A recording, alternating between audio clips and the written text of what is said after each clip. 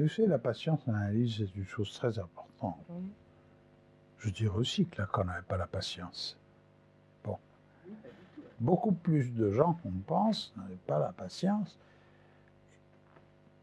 Or, je suis personnellement convaincu, non pas qu'il faut avoir de la patience, mais qu'une donnée fondamentale de l'analyse avec les cas difficiles ou les cas limites, comme je l'ai déjà dit, vous avez eu l'occasion de m'entendre là-dessus, c'est de tenir. Mais tenir, ça ne veut simplement pas dire poursuivre. C'est-à-dire que plus vous tenez, et plus vous voyez des choses qui vous paraissaient totalement incompréhensibles 10 ans avant, s'éclairer, s'organiser, prendre les contours d'un sens qu'il n'est pas question que vous puissiez appréhender au bout de 5 ans d'analyse. C'est ça que je veux dire quand je dis tenir, c'est-à-dire... C'est la patience. C'est la patience, mais c'est surtout le fait de se heurter à un mur qui fait qu'on ne jette pas les outils de la connaissance.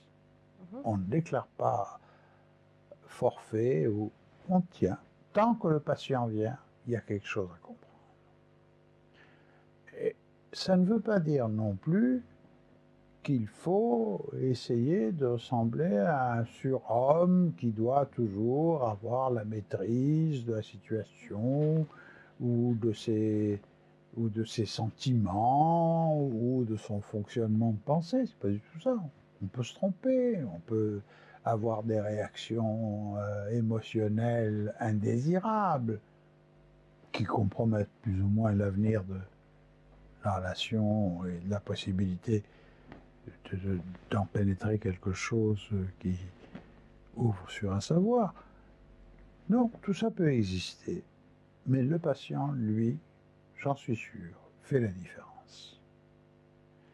Il y a un obscur savoir, et ceci est discuté depuis très longtemps, qui est le savoir de l'inconscient. Et qui fait que, comme on dit aujourd'hui par cette expression que j'aborde, quelque part,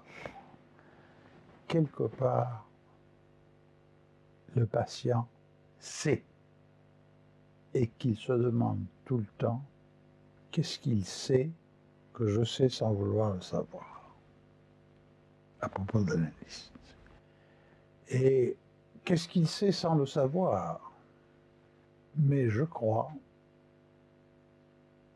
que c'est une clé d'une très grande importance. C'est pas de la patience. Je préfère qu'on parle d'endurance.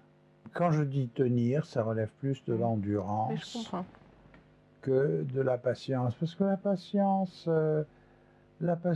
ça voudrait dire une attitude dont je récuse la réalité. Oui, enfin, on ne se laisse pas affecter par... Or, c'est pas vrai, ça m'affecte, je suis très loin d'être serein, et je peux réagir tout à fait comme il ne faut pas, mais un jour, il y a le déclic. Oui, d'ailleurs, je crois que vous avez parlé de l'attente. Oui. Voilà. Et c'est peut-être plus juste par rapport à ce que vous venez de Oui. dire. Attente que quelque chose, enfin, se produise, surgisse, survienne. Oui, avec cette notion qu'il ne suffit pas d'attendre, parce que s'il s'agissait d'un progrès continu, même très lent, là, il serait question de patience. Mais qu'est-ce qu'on observe? On observe justement des choses qui commencent à prendre forme et qui sont régulièrement brisées en morceaux, jetées à terre, piétinées, on revient en arrière.